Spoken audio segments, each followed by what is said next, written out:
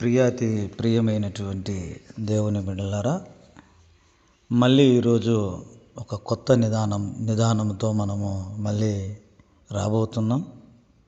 అదేంటంటే క్రైస్తవ గృహ నిర్మాణం, చర్చి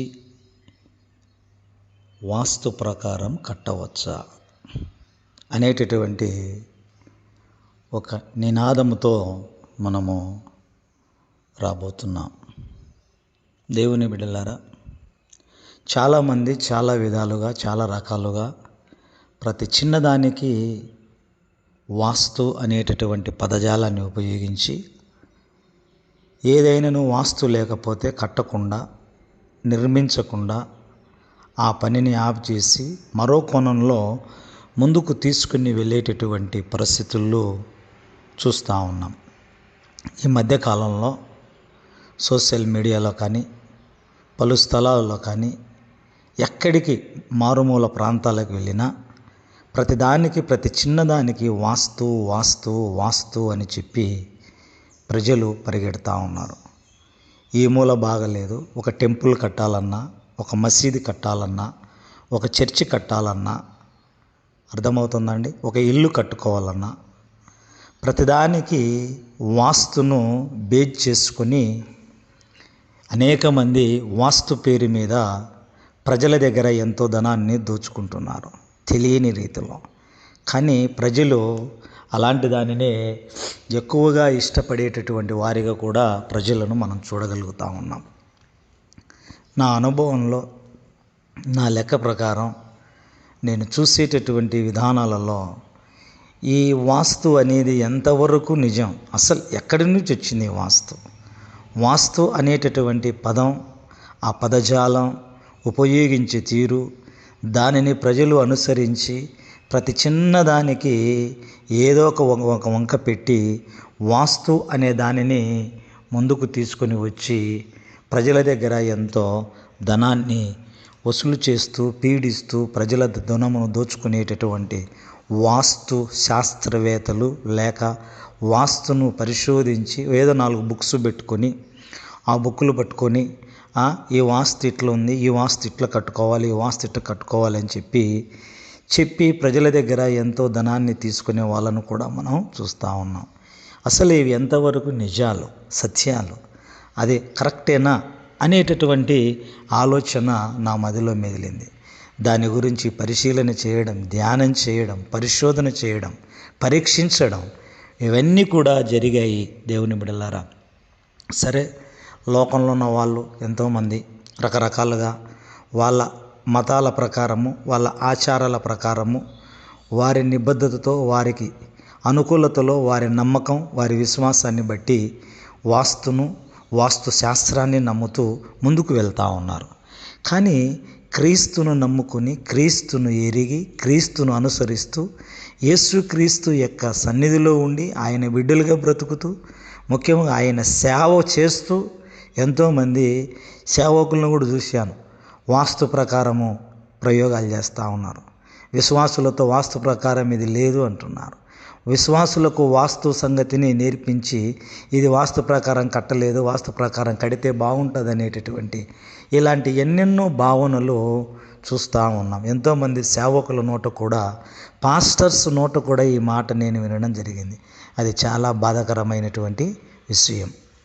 దేవుని బిడ్డలారా, భారతదేశంలో ఎవరు గృహం నిర్మించుకోవాలన్నా వారి పద్ధతిని అనుసరిస్తారు. దాని పేరే వాస్తు. దాని పద్ధతిని అనుసరిస్తారు. వాస్తు అనగా అసలు ఏంటి?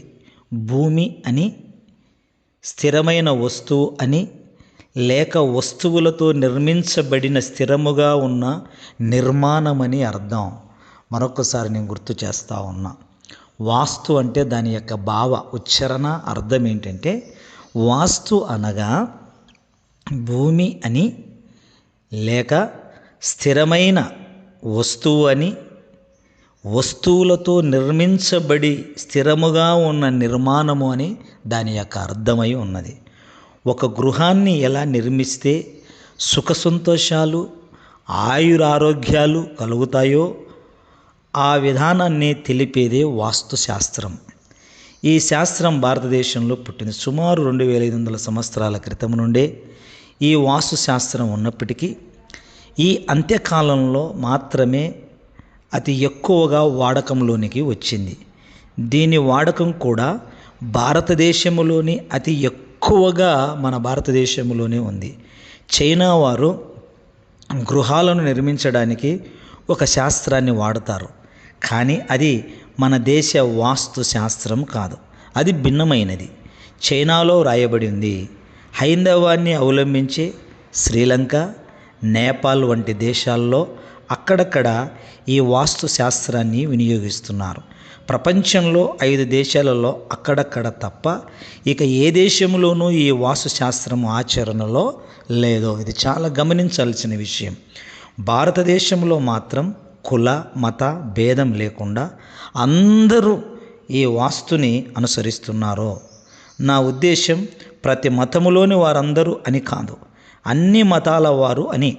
ఇది హిందువులకే పరిమితమైనది అని ఎక్కడో కొందరు వాదిస్తున్నా ఇది మత సంబంధమైనది కాదు, మనిషి సంబంధమైనది అంటూ మతానికి ఎక్కువ విలువనిచ్చే ముస్లిములు కూడా ఈ వాస్తును ఈ మధ్యకాలంలో అనుసరిస్తున్నారు.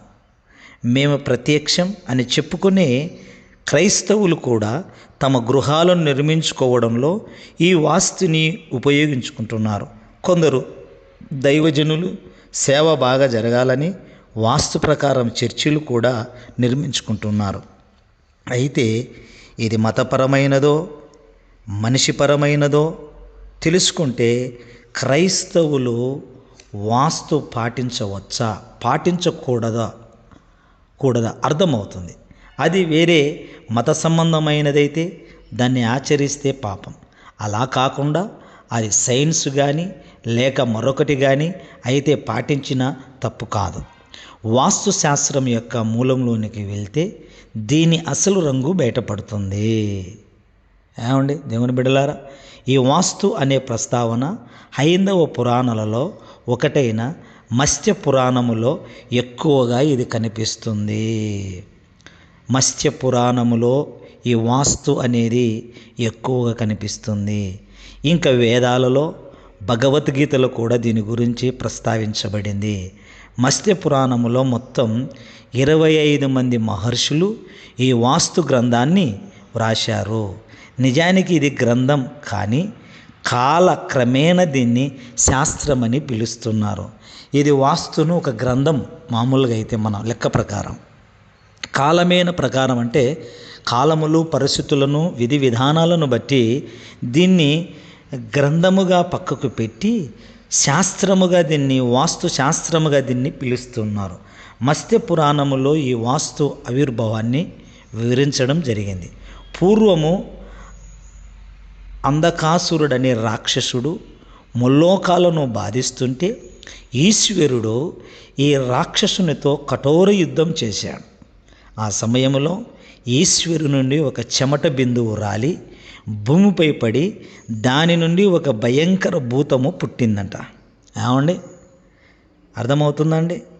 కఠోర యుద్ధము జరిగినప్పుడు ఆ ఈశ్వరుడు యుద్ధం జరిగితే రాక్షసునికి వాళ్ళిద్దరి గొడవల మధ్య వారిద్దరి సమస్యల మధ్య జరుగుతూ ఉన్నప్పుడు ఈశ్వరునికి ఒక చెమట బిందువు రాలి భూమిపై పడినప్పుడు ఆ యొక్క చెమట రూపములో నుంచి ఒక భయంకరమైన భూతం పుట్టిందంట. అది వేగంగా పెరుగుతూ భూమి ఆకాశాలను ఆవరిస్తుంటే దేవతలంతా, ఈ లోకంలో ఉన్న దేవతలంతా భయపడి బ్రహ్మదేవుడిని శరణ వేడారంట. ఏమండి అప్పుడు బ్రహ్మ బాగా ఆలోచించి ఈ భూతాన్ని బోర్లా అధోముఖంగా పడవేయమని సలహా ఇచ్చాడంట. దేవతలంతా కలిసి ఈ భూతాన్ని పట్టుకుని భూమి మీద బోర్ల పడేశారు. ఆ భూతం మళ్ళీ లేకుండా దానిపై 40 మంది దేవతలు కూర్చున్నారు. ఇంతమంది దేవతలు ఆసీనులైన ఆ భూతాన్ని బ్రహ్మ వాస్తు పురుషుడు అని పిలిచాడు. బాగా చాలా ఆలోచించాలి. ఏమని పిలిచాడు? ఆ భూతం ఆ భూతాన్ని బ్రహ్మగారు ఏమని పిలిచాడంటే వాస్తు పురుషుడు, అంటే వాస్తుకు మూలమైనటువంటి వ్యక్తి, ముఖ్యమైనటువంటి వ్యక్తి, ఆ వాస్తుకు కారణమైనటువంటి వ్యక్తి అని పిలిచాడు. అయితే ఈ భూతం ఏ అపకారము చేయకపోయినా దానిపై దేవతలంతా కూర్చున్నారని వాస్తు పురుషుడు బ్రహ్మదేవునితో వీరి నుండి విడిపించుమని మొరపెట్టుకున్నాడు, విజ్ఞాపన చేశాడు. నేనే తప్పు చేయలేదు, ఎందుకు 40 మంది నా మీద కూర్చున్నారు, నేనేం చేసినాను, ఏ నేరం చేసినాను, ఏ పాపం చేసినాను, ఏ దోషం చేసినాను అని చెప్పి బ్రహ్మగారికి ఏంటంట మొరపెట్టుకున్నాడు. అప్పుడు బ్రహ్మ ఆ 40 మంది దేవతలలో 8 మంది మాత్రమే తనపై ఉంచి మిగిలిన వారిని అతని పై నుండి తప్పించి అతనికి ఒక వరం ప్రసాదించాడు. ఎంతండి? 40 మందిలో 32 మందిని ఆ దేవతలు మీరు అక్కడ ఉండకండి, 8 మంది మాత్రమే అతని మీద కూర్చోండి అని చెప్పిన తర్వాత మళ్ళీ అతనికి ఏంటంటే చెప్పండి, అతన్ని తప్పించి అతని కొరకు ఒక వరాన్ని ప్రసాదించాడంట. ఆలోచన చేయండి, ఈ భూమి మీద ఏ మానవుడు గృహము నిర్మించుకోవాలన్నా మొట్టమొదట నీకు పూజ చేయాలి. ఏం చేయాలండి? మొట్టమొదటిగా నీకు పూజ చేయాలి. అంతేకాకుండా నీపైన ఉన్న ఈ అష్ట దిగంబులకును శాంతపరిచే విధంగా గృహాన్ని నిర్మించాలి. ఎంతమంది అష్టదిగంబులు ఎంతమంది ఉన్నారు? 8 మంది ఉన్నారు ఆయన పైన 8 మంది ఉన్నారు. ఈ 8 మందిని ఈ ఎవరైతే గృహాన్ని కట్టుకుంటున్నారో నిర్మించుకుంటున్నారో వాళ్ళు ఏం చేయాలంటండి? శాంతిపరచాలి. అంటే వాళ్ళకి ఏది కావాలనో, కోడి కావాలన్నా, మేక కావాలన్నా, రక్తం కావాలన్నా, ఏమండి కొబ్బరికాయ కావాలన్నా, అగరబత్తీలు కావాలన్నా, పూలు కావాలన్నా, ఏవి కావాలా, ఏదైతే పసుపు కావాలన్నా, బొట్టు కావాలన్నా, ఏవైతే కావాలో, ఏదైతే అడుగుతారో 8 మంది వారికి ఏం చేయాలంటే గృహాన్ని కట్టుకునేవారు శాంతిపరచాలంటండి. అప్పుడు ఈ అష్ట దిగాల్ఫుకులు ఆ గృహ యజమానికి అష్ట ఐశ్వర్యాలు కలగజేస్తారు. వాళ్ళను శాంతిపరిస్తే కావలసినటువంటి అష్ట ఐశ్వర్యాలు ఎన్నో ఉన్నాయి, వాటి గురించి నేను మాట్లాడడం లేదు. అష్ట ఐశ్వర్యాలు సకలాన్ని వాళ్ళకి కలగజేస్తాంట. ఒకవేళ అలా గృహాన్ని నిర్మించకపోయినా, ఒకవేళ కట్టకపోయినా, అలాంటి పని చేయకుండా వాళ్ళను శాంతిపరచకపోయినా, వాస్తు పురుషునికి పూజ చేయకపోయినా అటువంటి వారికి అష్ట కష్టాలతో పాటు మృత్యువు కూడా సంభవిస్తుందని వరం ఇచ్చాడంట బ్రహ్మగారు. ఏమండి? ఏమొచ్చదంట?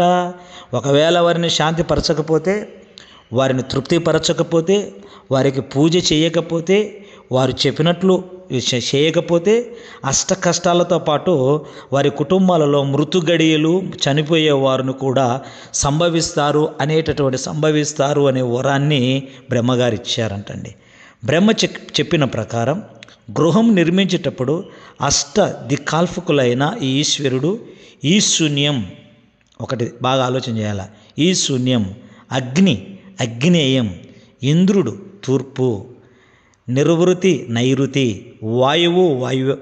వాయువ్యం, యముడు దక్షిణం, వరుణుడు పశ్చిమం, కుబేరుడు ఉత్తరము. ఈ 8 మందిని సంతృప్తిపరచాలంట. ఎవరినండి? అగ్నిని, ఇంద్రుడిని, నిర్వృతిని, వాయువును, ఏమండి యముడిని, వరుడిని, కుబేరుడిని, ఈ 8 మందిని తృప్తిపరచాలంట. భగవద్గీతలో 10వ అధ్యాయంలో విభూతి యోగములో కృష్ణుడు తన విభూతులను అంశములు లేక రూపాలు గూర్చి తెలుపుతూ పంచభూతాలు అష్ట దిగాల్పులకు తానేనని తెలుపుతాడు. తానే స్వరమై ఉన్నానని చెప్పుకుంటాడు. భగవద్గీత 10వ అధ్యాయము 22 రుక్కు 23, 25, 29, 39వ శ్లోకాలలో. కాబట్టి అష్ట దిక్పాలకులలో ఏ ఒక్కరికి అసంతృప్తి కలిగించకుండా తద్వారా కృష్ణుని తృప్తిపరుస్తూ ఏ విధంగా గృహం నిర్మించాలి అని తెలిపేదే వాస్తు శాస్త్రము. ఉదాహరణ, ఈ శూన్యములో నుండి నీటిని తీసుకుంటే శివుడు సంతృప్తి చెందుతాడో, అలా తీసుకోకపోతే శివుడు కోపించి దరిద్రతను కలగజేస్తాడు. ఇది వాస్తులో చూసేటప్పుడు నీళ్లను చల్లడం, నీళ్లకు మొక్కడం, ఆ నీళ్లను ఎదజల్లడం, ఆ నీటిని ఆ స్థలంలో పోయడం, ఇవన్నీ కలగజేస్తాయి. ఒకవేళ అలా చేయకపోతే కోపముతో శివుడు ఏం చేస్తాడంట, అలా చేయని వాళ్ళకి దరిద్రతలను కలిగిస్తాడంట. ఈ విధంగా ఆ అష్టదేవతలను ఆరాధిస్తూ మనిషి జీవ నిర్మాణాలను, సుఖశాంతులను ఆ దేవతల ఆధారంగానే సంభవిస్తాయని నమ్మడమే వాస్తు అనేది పూర్తిగా హిందూ మతానికి సంబంధించినది. అది విగ్రహారాధన అనడం 100% సమంజసం. ఇది ఒక మత నమ్మకం అనొచ్చు, లేక మూఢనమ్మకం అని కూడా మనం చెప్పుకోవచ్చు. వాస్తు అనేది పూర్తిగా అబద్ధం. ఎందుకంటే ఒక వాస్తు పండితునికి ఫోన్ చేయండి మీరు, అయ్యా నేను చెప్పేది చాలా జాగ్రత్త, బస్సు తయారు చేస్తున్నాం, వాస్తు ప్రకారం ఎలా చేయాలి అని వెంటనే అతను అంటాడు, స్థిరమైన దానికి వాస్తు ఉంటుంది కానీ కదిలేదానికి వాస్తు ఉండదని ఏదో ఒక దిక్కు వైపు బస్సును ఉంచి ఆ దిక్కు ప్రకారం బస్సుకి వాస్తు చూసిన తయారు చేయించిన తర్వాత అది మరొక దిక్కుకి ప్రయాణం చేసేటప్పుడు అంత తారుమారైపోతుంది కదా. అందుకే బస్సులకి, రైళ్ళకి, విమానాలకి వాస్తు ఉండదు అంటాడు. ఇది నిజమే. కదిలేదానికి దిక్కులు ఉంటాయి. దిక్కులు ఏముంటాయండి? దిక్కులు లేని దానికి వాస్తు ఎలా ఉంటుంది? అలాగే మరో వాస్తు పండితునికి ఫోన్ చేయండి, అయ్యా నాకు ఒక స్థలం ఉంది, అది గుండ్రంగా ఉంది, దాంట్లో వాస్తు ప్రకారం ఇల్లు ఎలా కట్టుకోవాలి అని అడగండి. వెంటనే ఆ గురు పండితులు గారు, గుండ్రని దానికి వాస్తు ఉండదు, మూలలు లేని దానికి వాస్తు ఏంటి, దానికి వాస్తు వర్తించదు అంటారండి. కదలలేని దానికి వాస్తు ఉండదు, తిరిగేదానికి వాస్తు ఉండదు, గుండ్రని దానికి వాస్తు ఉండదు. మరి భూమికి వాస్తు ఎలా వర్తిస్తుంది? పిచ్చి పండితులారా, నీవు తీర్పు ముఖము గృహానికి వాస్తు చెబుతున్నావే, రాత్రి అది పడమట వైపునకు తిరుగుతుంది, చలికాలంలో ఉత్తరం వైపు, వర్షాకాలంలో దక్షిణ వైపు తిరుగుతూ ఒకే రోజులో ఆ ఇంటి దిక్కులన్నీ తారుమారైపోతున్నాయి కదా.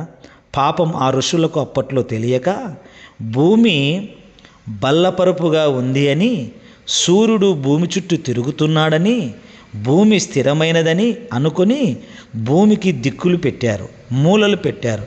గుండ్రంగా ఉన్న భూమికి మూలలు లేవు కదా, తిరిగే భూమికి తూర్పు ఏది, పడమర ఏది? అంటే భూమి మీద ఇప్పుడు భూమి ఎలా ఉందండి? ఒక స్థలం ఉందా?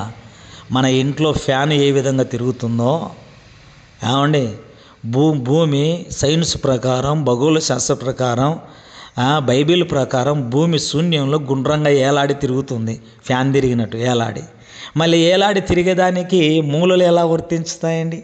తూర్పు, పడమర, దక్షిణంలో ఎట్లా ఉంటాయండి? దక్షిణ వైపు తిరుగుతుంది, తూర్పు వైపు తిరుగుతుంది, దిక్కులన్నీ తారుమారు చేస్తూ ఉంది. ఇది భూమి కదలకుండా ఉండలేదు కదా, ఆ భూమి కదులుతూనే ఉంది కదా. మనం ఆలోచన చేద్దాం. గుండ్రంగా ఉన్న భూమి మీద వాస్తు పురుషుడు ఏ వైపు పడినట్లు? ఇండియా వైపా, ఆఫ్రికా వైపా? మూలలు లేని భూమి మీద శివుడు, అగ్నిదేవుడు, నిరుత్రి, వాయుదేవులు ఎక్కడ కూర్చున్నారు? ఐరోపాలోనా, అంటార్కిటిక్లోనా? వాస్తు పురుషుని తల ఈ శూన్యం వైపు ఉంటుంది, కానీ అసలు భూమికి ఈ శూన్యమే లేదు కదా. భూమికి వాస్తు లేనే లేదు. అంతా మోసం. అందరినీ మోసగించడానికి సాతాను వేసే వేషం. టెక్నాలజీ పెరిగినా ఈ రోజుల్లో కూడా మనుషుల వలవేయడానికి ఈ వాస్తుకి కొత్త రంగు పూస్తున్నాడు. అదే సైన్స్. ఏమండి, వాస్తు సైన్స్ అంటూ, వాస్తుని సైన్స్ అని చెబుతూ యూనివర్సల్ అందరూ పాటించాలని చెప్తున్నారు. మతగంధాన్ని సైన్స్ అని చెప్పుకోవడానికి చాలామందికి సిగ్గు లేదు వాళ్ళకు. ఇది ఒక గ్రంథం అయితే దీన్ని సైన్స్ అని తెలియపరుస్తున్నారు చాలామంది. వాళ్ళకి దిక్కుల్లో దిగాల్పులకు కూర్చుంటారని నమ్మించలేక అయస్కాంత క్షేత్రాలు, శక్తి ప్రవాహాలని చెప్పుకుంటున్నారు. అంటే వాళ్ళకి కూడా తమ గ్రంథం చెప్పే దాని మీద ఇక్కడ వాస్తును చూసేవానికి వానికి ఏ గ్రంథం అయితే వాస్తును పరిచయం చేసిందో ఆ గ్రంథం మీద నమ్మకం లేదన్నమాట. సైన్స్ దగ్గరికి వచ్చాడు కాబట్టి. నమ్మకం ఉన్న వాళ్ళైతే ధైర్యంగా చెప్పండి, ఈ శూన్యం మూసేస్తే శివుడు తొక్కేస్తాడని. జనం నమ్మరా? లేక నీకు నమ్మకం లేదా? వాస్తు సైన్స్ అంటున్నారే, నైరుతిలో గొయ్యి తీస్తే ప్రాణాలు ఎలా పోతాయో సైంటిఫిక్స్గా చెప్పగలరా? అగ్నేయంలో మంట లేకపోతే భార్య ఎందుకు వదిలిపోతుందో రీజన్ చెప్పగలరా? ఇలా నా దగ్గర 150 ప్రశ్నలు ఉన్నాయి. ఒక్కటి కాదు, రెండు కాదు, 150. అర్థమవుతుందని 150 ప్రశ్నలు ఉన్నాయి. ఈ వాస్తు చూసే వాళ్ళు ఒకవేళ ఉంటే నేను వారితో వాదించడానికి నేను సిద్ధంగా ఉన్నా. నా 150 ప్రశ్నలకు ఒక్క రెండిటికి జవాబు చెబితే చాలు, ఎక్కువ వద్దండి. వాళ్ళు సైన్స్ ఒకదానికి కూడా జవాబు లేదు. మరింకెందుకు సైన్స్? యూనివర్సల్ అంటూ కబుర్లు. ఇది మతపరమైన మూఢనమ్మకం, సందేహం లేదు. వాస్తు గ్రంథం స్లాబ్ బిల్డింగు ఒప్పుకోదు. వాస్తు స్లాబ్ బిల్డింగ్లను అస్సలు అంటే ఇళ్లను ఒప్పుకోదు. దూలం అడ్డంగా ఉండి మనుషులు నిలువుగా లోపలికి ప్రయాణించేలా కట్టుకోవాలంటుంది. అటాచ్ బాత్రూమ్ ఉండటానికి ఆ గ్రంథం ఒప్పుకోదు. ఇంట్లో గార్డెన్ పెంచుకోవడానికి ఒప్పుకోదు. మరి బిల్డింగ్కి, అపార్ట్మెంట్కి వాస్తు ఎలా చెప్తున్నారు అంటే కాలంతో పాటు మార్చేసుకుంటున్నారు. అది గ్రంథశాస్త్రం అని పెంచుకుంటుందా? ఆలోచన చేయండి. మనం కట్టుకునే ఇల్లు విదేశీయుల బాత్రూములంత ఉంటాయి. వాళ్ళకే లేని వాస్తు మనకెందుకు? వాస్తు అని ఊరేగే మనం కటిక దరిద్రలో ఏడుస్తూ వాస్తు లేని దేశాలు వాళ్ళని అప్పులు అడుక్కుంటున్నాం. అర్థమవుతుందండి? వాస్తు ప్రకారం ఇల్లు కడుతున్నాం, వాస్తు ప్రకారం బ్రతుకుతున్నాం, వాస్తు ప్రకారమే ప్రతి పనిని ప్రారంభిస్తామని ఇంకా దారిద్ర్యంలో, పేదరికంలోనే మగ్గిపోతున్నాం. అదే విదేశీయులు ఎలాంటి వాస్తు లేకుండా ఇల్లు కట్టుకొని అభివృద్ధిలో, విస్తరణలో, సంపదనలో, అన్ని సకల ఐశ్వర్యాలలో ముందడుగు ఉంటే మనమే చేతులు చాచి మనమేం చేస్తున్నాం? వారిని అప్పడుగుతున్నామండి. ఇదండి మన పరిస్థితులు. దేవుని బిడ్డలారా అడుగుతున్నారు. WTCకి మనం ఆలోచన చేస్తాం. ఒక పెద్ద వాస్తు పండితుడు WTC అంటే వరల్డ్ ట్రేడ్ సెంటర్ అని ట్విన్ టవర్స్కి 1999లో వాస్తు చెప్పాడు. అమెరికన్స్ వారికి తెలియకుండానే కొన్ని చోట్ల వాస్తు వాడుతున్నారు. WTCకి 4 మైళ్ళలో రోడ్లు ఉన్నాయి. అందుకే అంత అభివృద్ధి, వ్యాపారం జరుగుతున్నాయి. అమెరికాలో వైట్ హౌస్కి నైరుతి లేదు, అందుకే త్వరలో దానిపై దాడులు జరుగుతాయి అన్నాడు. 2 ఏళ్ళైనా కాకుండా ట్విన్ టవర్స్లో కూలిపోయాయి. 11 ఏళ్ళైనా వైట్ హౌస్ అలానే ఉంది. మన వాళ్ళు టాలెంట్. 50 సంవత్సరాల క్రితం వాస్తు అంటే సామానులు ఎవరికి తెలియదు. పూర్వం రాజులు వాడేవారు దీన్ని. బాగా ఆలోచించాలి మనం. తర్వాత ధనవంతులు వాస్తును అనుసరించేవారు. రాజులు, జమీందారులు పోయిన తర్వాత ఈ వాస్తు మొహం చూసేవాడే లేడు.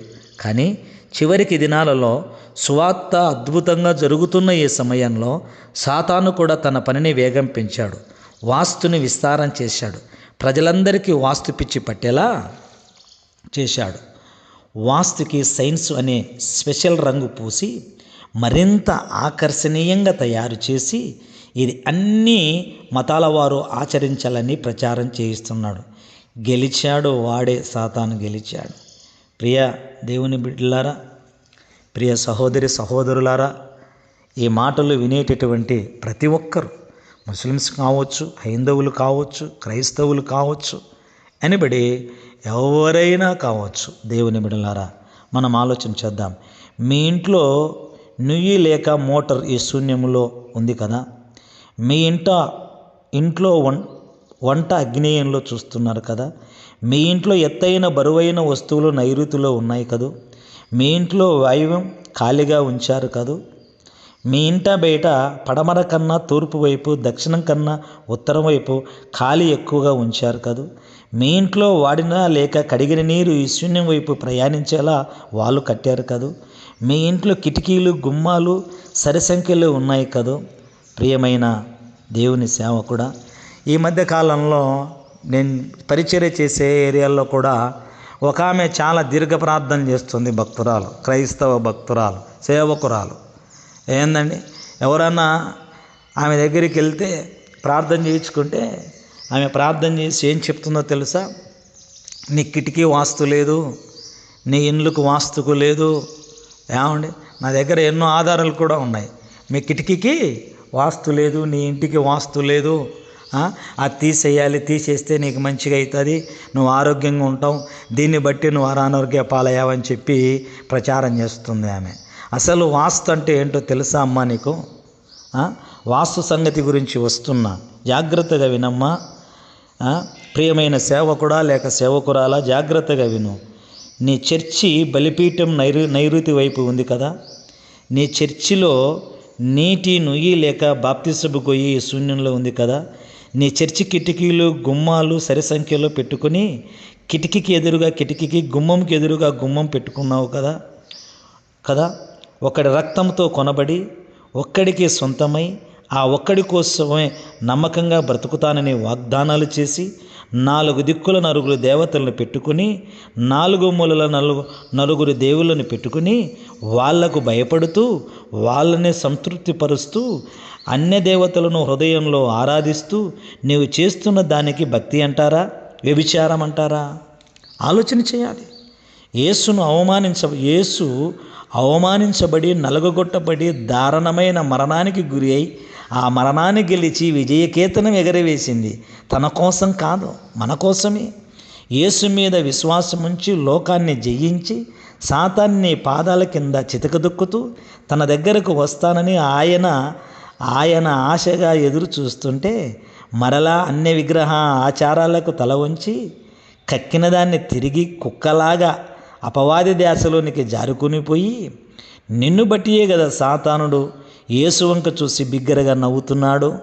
నీలోనే గెలవాలనుకున్న యేసుని ఘోరంగా ఓడించి ఇలాంటి వాడి కోసమా నేను రక్తం కార్చానని సిగ్గుతో అపవాది ముందు తల వంచి నిలవబడే పరిస్థితి యేసుకు తీసుకువచ్చావు. క్రైస్తవమా, సేవకుడా, విశ్వాసి, సేవకురాలా, ఒక్కసారి నీవు ఆలోచన చేయి.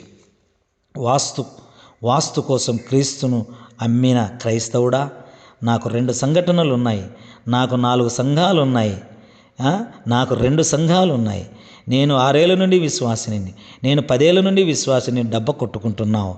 ఎక్కడుంది విశ్వాసం? శివుడా కొడతాడా, యముడు తిడతాడని భయపడుతూ వారికి అనుకూలంగా ఇళ్లను నిర్మించుకుంటున్నావు. ఇదేనా నీవు దేవుని మీద, యేసు మీద భక్తి, విశ్వాసం అంటే? జనం పెరగాలి, ఆదాయం రావాలి అని వాస్తు ప్రకారం చర్చిలు కడుతున్నారు. దీన్ని విశ్వాసం అంటారా? గృహాలు, చర్చిలు నిర్మించేటప్పుడు ముహూర్తాలు, మంచి చెడులు చూసుకుంటూ ఈ శూన్యములో గొయ్యి త్రవ్వి ఇటుకలు పెట్టి నూనె పోసి ప్రార్థిస్తున్నారు. యేసయ్య రావా ఇక్కడికి అని ఒక ప్రక్కన శంఖాభవం, ఈ శూన్యాధిపతి, ఈశ న్యాయాధిపతి అయిన శివుడు జోకొడుతూ ఇంకో ప్రక్కన యేసుని పిలుస్తున్నారు. ఎంత గొప్ప భక్తి ఇది! హైందవులైతే వారి గ్రంథాలను అలాగే చెప్తున్నాయి కాబట్టి వాస్తుని, ముహూర్తాలను పాటిస్తున్నారు. వారు హిందువులు కాబట్టి పాటించడం తప్పు కానే కాదు. పైగా పాటించకపోతే వారి నమ్మే దైవాన్ని ఎదిరించి తప్పు చేసినట్లు కూడా. కానీ మతాల్ని విడిచి క్రీస్తులోకి వచ్చి మరలా ఆ మూల పాఠాలను నమ్మడము, అనుసరించడము మాత్రమే ఘోర పాపము. క్రైస్తవుడికి వాస్తు లేదు. వాస్తును నమ్మే క్రైస్తవుడు వ్యభిచారి. వాడు పాస్టర్ అయినా, విశ్వాసి అయినా శిక్ష తప్పదు. ఎందుకంటే వాస్తుని నమ్మడం అంటే దేవుని శక్తిని అవమానించడమే. బుద్ధి, జ్ఞానం, శాంతి, సమాధానం, సకల ఐశ్వర్యాలు క్రీస్తునందు గుప్తమై ఉన్నాయని సర్వశక్తుడు కొలస్సీ 2:3 వాక్యం చెబుతుంటే అవన్నీ వాస్తులో దొరుకుతాయని, వాస్తును అనుసరించుకుంటే కలిగే నష్టాన్ని ఎవరు ఆపలేరని నమ్మడం దేవుని శక్తిని అవమానించడం కాదు. క్రీస్తు వాగ్దానాలు నిరర్ధకం చేసినట్లు కాదు. తెలుసో తెలియకో పాపం చేస్తే ప్రభువు నిన్ను క్షమించవచ్చునేమో, కానీ ఏకంగా ఆ దేవాది దేవుని శక్తిని, సామర్థ్యాన్ని తక్కువ అంచనా వేస్తే మాత్రము క్షమించే ప్రసక్తే లేదు. మనిషి తాను గెలిస్తే అది తన శక్తి వల్లనే అంటాడు. ఓడిపోతే మాత్రం కారణాలు వెతుకుతాడు. ఎవరో ఒకరిపై ఆ నెపం మోపుతాడు. మనిషికున్న ఆ లక్షణం వలననే ఈ నష్టం జరిగిన అది వాస్తు దోషం అంటూ వస్తువులపైన, ఇళ్లపైన ఆ నెపాన్ని మోపుతాడు. అంతే తప్ప దానికి శక్తి లేవు. ఇది సత్యం. ఇరుగు పొరుగు ఏవో చెప్తున్నారని, ఏదో అవకాశం ఏమండి, ఏదో అపకారం జరిగిందని లేక ఒరుగుతుందని భయపడి వాస్తుని అనుసరిస్తున్నారే. నీ దేవుడు సామాన్యుడు కాదు, నోటి మాటతో సర్వాన్ని చేసిన సర్వశక్తుడు. నిన్ను చేయి విడిచేవాడు కాదు, చేతకాని వాడు అసలు కాదు. వాస్తు కావాలంటే అన్నులతో కలిసిపోయి చల్లగా ఉండు. క్రీస్తు కావాలంటే మాత్రం వాస్తును వదిలి దేవుని అగ్నిలా వెచ్చగా ఉండు. ప్రకటన 3:15లో. కానీ ఇలా రెండిటికి దాసోహం అంటూ నిలువెచ్చగా ఉండకు, నాశనమైపోతావు, జాగ్రత్త. ఒక పాస్టర్ వాక్యం చెప్తుంటే చెవులకు పట్టిన దుమ్మంతా వదిలిపోతుంది. ఆయన ఇంటికి వెళ్తే ఇల్లంతా పక్కా వాస్తు. ఇంకో అయ్యగారు ఈయన స్టేజ్ మీద నుండి కన్నెర్ర చేస్తే చాలా కర్ణపిచాలు పరుగులు పెడతాయి. మనోడి ఇల్లంతా 100 వాస్తు ఉంటుంది. దయ్యాలు ఎక్కడికి పరిగెడుతున్నాయి అప్పుడు అర్థమవుతుంది. ఈయన కంటే వాటికి పరుగు మూలకో దయ్యం చొప్పున ఇల్లంతా దయ్యాలతో నిండి వీరి దయ్యాల కొంపల పేర్లు యేసుక్రీస్తు నిలయం. పైకి భక్తిపరులుగా ఉన్నప్పటికీ దేవుని శక్తిని ఆశ్రయించడం చేతకాక 2 తిమోతి 3:5 వాస్తు ప్రకారం ఇల్లు కడితే బీరువా నిండుతుందని, వాస్తు ప్రకారం చర్చి కడితే సంఘం పెరుగుతుందని, అన్ని ఆచారాన్ని ఆచరిత దుర్బోధకులు సేవకులు తయారవడం వలన సూటిగా బోధిస్తే ఎక్కడ ఇంకో చర్చికి వెళ్ళిపోతారో అని ఈ మధ్యన పక్కదారి పట్టించి దేవుని సంతృప్తిపరచడానికి కాక మనుషులను సంతృప్తిపరచడానికే సేవ చేస్తున్న పనికిమాలిన బోధకులు సంఘాల్లో కోకొలలుగా పుట్టుకురావడం వలన యావత్తు సంఘం అవిశ్వాసంతో నిండిపోయి దేవునికి అసహ్యంగా మారింది. మా చర్చిలో ఎంతేనండి, సూటిగా బోధిస్తాం వాక్యాన్ని. అందుకే కొందరికి నచ్చక పోయి పక్కన కూడా దుకాణాలు పెట్టారు. అర్థమవుతుందండి, దుకాణాలు పెట్టారు. కారణాలు ఏవో చెప్తారు. అరే బీడి తాగొద్దురా అంటే వానికి బాధ, కళ్ళు తాగొద్దురా అంటే వానికి బాధ, సినిమా చూడొద్దురా అంటే వానికి బాధ. ఏమండి, అలా నొప్పించే మాటలు చెప్పొద్దు, అవి ఇష్టం ఉండవు. ఇష్టక దుకాణాలు పెట్టారు, మళ్ళీ ప్రార్థన దుకాణాలు. ఆలోచన చేయండి. అంటే సూటిగా బోధిస్తే కొంతమంది సేవకులు చర్చి నుండి వెళ్ళిపోతారనేటటువంటి భావనతో ఇటు విషయాలు చెప్పడం లేదు. కొందరికి అయితే పూర్తిగా ఇవి తెలియవు. మన దేశంలో 95% విశ్వాసులకి పాస్టర్లకి అన్య సంప్రదాయాల పిచ్చి వదలలేదు. సంఘం ఇంకా ఆ విగ్రహారాధన కట్ల నుండి విడిపించబడలేదు. ఆనాడు ఎజ్రా యెరూషలేముకు వచ్చినప్పుడు ఇశ్రాయేలు అన్యులతో వ్యయమందుతూ వారి ఆచార సంప్రదాయాలను అనుసరిస్తుంటే అది చూసి భరించలేని వాడై తన తల గడ్డం గీయించుకొని వస్త్రాలు చింపుకొని ఏడుస్తూ నా దేవా నా దేవా నా ముఖమును నీకు చూపించడానికి సిగ్గుపడుతున్నానని ఏడ్చాడు. ఎజ్రా గ్రంథం 9వ అధ్యాయం 3-6 వచనాల వరకు చదవండి. కానీ నేటి సంఘం అంతకన్నా ఘోరంగా కులపిచ్చితో వ్యర్థ ఆచారాలతో వాస్తులతో లోకాన్ని తమను కలిపేసుకుంటే అయ్యో సంఘం ఇలా అయిపోయింది అని ఎజ్రాలాగా భారంతో బాధ్యత ఏడ్చే బోధకులు ఎవరున్నారు? సంఘాన్ని ఈ కట్ల నుండి విడిపించే బాధ్యత ఎవరికి ఉంది? విశ్వాసులు ఈ సమయాన్ని తీసుకుంటున్నారు, దశమ భాగాలు కానుకలు తీసుకుంటున్నారు, విశ్వాసుల సమయాన్ని తీసుకుంటున్నారు. వారి సరైన మార్గంలో పెట్టాల్సిన బాధ్యత సేవకుల మీద లేదా? సంఘస్థులని విశ్వాసుల సరైన మార్గంలో నడిపించిన చేత కానీ వాడికి సేవ చేసే అర్హత లేదు. వారి కానుకలు సమయానికి తీసుకునే హక్కు లేదు. సంఘస్థులు ఏమండి, నీ మాట వింటున్నారు అన్నది అనవసరం. నీ వస్తువులు నీవు అస్సలు చెప్తున్నావా లేదా అన్నది ముఖ్యం. సూటిగా చెప్పినా వినకుంటే వారి కర్మ, చెప్పకుంటే నీదే దోషం. ఏది ఏమైనా తెలుసుకొని దానిని బోధించే విశ్వాసులు నీ వైపు తిరగాలి. కానీ సేవకుడు విశ్వాసుల వైపే తిరుగుతున్నాడు. ఏమండి, సేవకుని వైపు విశ్వాసులు తిరగడం లేదు, విశ్వాసుల వైపు సేవకులు తిరిగి కాలిపోతున్నారు ఈ మధ్యకాలంలో. వాడు ఎట చెప్పితే తింటాడు, ఆమె ఎట చెప్పితే తింటారు, వారు చెప్పిందే చేస్తూ ఉన్నారు. అప్పుడు నీవు నీ సంఘం స్థిరంగా నిలబడదు. ఏమండి, నీ వైపు తిరగాలి. నీ వైపు తిరిగినప్పుడు నీ సంఘం స్థిరంగా నిలబడుతుంది. ఇరిమియా 15:19 వాక్యం సూటిగా చెప్తే వచ్చేవారిలో కొందరు రావడం మానేస్తారు. బోధను విశ్వాసుల వైపు తిప్పుతూ, విశ్వాసులని ఆ బోధ వైపు తిప్పుతూ మంద ముందు నడుస్తూ మందకు మాదిరిగా ఉండమని ప్రభువు నిన్ను పిలిచాడు. మంద వెనక నడవమని కాదు. 1 పేతురు 5:3లో మందకి ఆహారం పెట్టి మందపాలు త్రాగుతున్నాడు. మంద వెనకకి వెళ్ళి మంద వదిలిన పెంట తింటున్నాడు. ఇది తినమనలేదు దేవుడు. ఒకవేళ మంద వెనక వెళ్తూ పెంట తినేవాడిగా ఉంటే నువ్వు చేసేదాన్ని సేవ అనరు, వ్యాపారం అంటారు. ఆయన రాకడలో సిగ్గుపడే విధానమైన సేవ చేయకు. ఆయన వచ్చినప్పుడు నీతో పాటు 10 మందిని తీసుకువెళ్ళలేని సేవ నీ చర్చిలో 1000 మంది ఉన్నా, 10 లక్షల మంది ఉన్నా, 500 మంది ఉన్నా, కులమంతా కలిసి ఒక చర్చిని కట్టుకొని కులాలల్లా కలిసి ఆ రోజు ఆరాధన చేసినా అది దేవుని రాజ్యానికి తీసుకుని వెళ్ళలేదో. దేవుని మీ సంఘంలో నడిపిన అది సంఘాన్ని నేను అనుకుంటావేమో, కానీ నీ దృష్టిలో ఆ సంఘాన్ని నువ్వు నడిపినా అది వ్యర్థం అంటున్నాడు దేవుడు. సూటిగా చెప్తాను, ఆచారాలను వాస్తును వదిలి సూటిగా చెప్తా. ఎవడో పోతాడని చూడకు, చెత్తను పోగయ్యకు. పొల్లు కాయలు ఇప్పుడు కాకపోయినా రేపైనా ఆయన చేటులో ఎగిరిపోయి అగ్నిలోనికి పోవాల్సిందే. గంపెడు ఇనుప ముక్కల కన్నా కాసు బంగారం ఎంతో శ్రేష్టం. కులాన్ని కులపిచ్చిని సంఘం నుండి తరమండి. ముహూర్తాలను జాతకాలను నమ్మకండి. తాళిని క్రైస్తవ మెడలను తరమండి. వివాహాలలో సంప్రదాయానికి సమాధి కట్టండి. చర్చిలలో గృహాల్లో వాస్తును వ్యతిరేకించండి.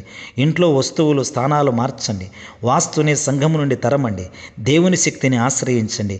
ఆశ్రయించిన సంఘాన్ని నేర్పించండి. అస్తమాన ప్రభువ అది ఇస్తాడు ఇది ఇస్తాడని కాకుండా ముందు భక్తి ఎలా చేయాలో నేర్పండి. గద్దించండి, బుద్ధి చెప్పండి. పోయేవాడు పోతాడు సంఘాన్ని విడిచిపెట్టి.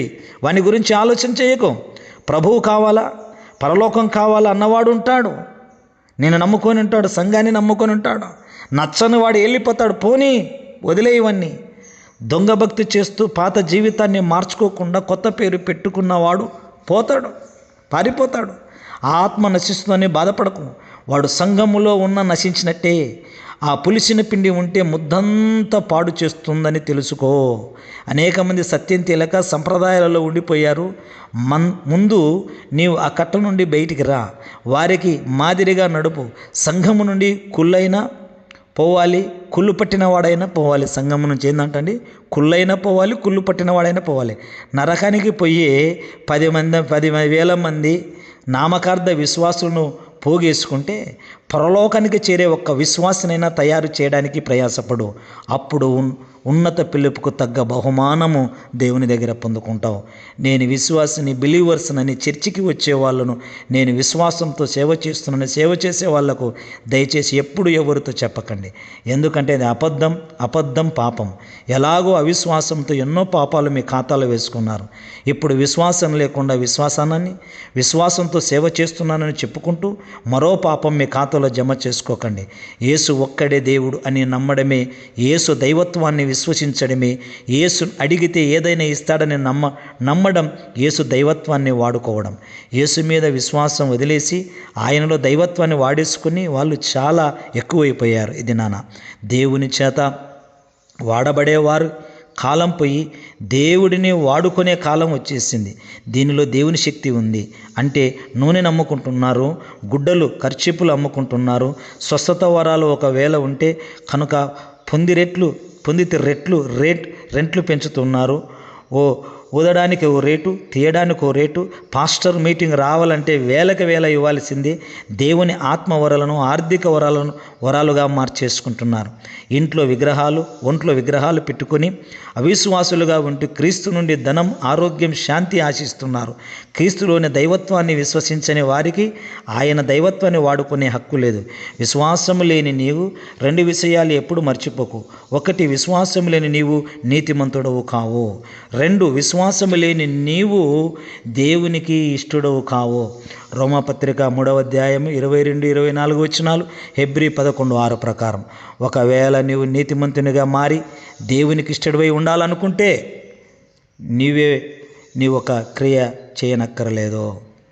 నిజంగా యేసు దైవత్వాన్ని పూర్తిగా విశ్వసించి నీ ఇంట్లో ఉన్న విగ్రహాలు ఈ క్షణమే తీసివేయి. నీ ఇంట్లో చర్చిలో ఉన్న వాస్తుని ఈ క్షణమే మార్చి చాలు. మూలపాఠాన్ని విడు, ఆచారాన్ని విడు. అప్పుడు దేవుని శక్తి ఏంటో చూస్తావు. అవిశ్వాసంగా ఉన్న నీవు ఈ క్షణమే చచ్చిపో. నిజమైన విశ్వాసిగా నూతనంగా జన్మించు. Father Vijay Paul.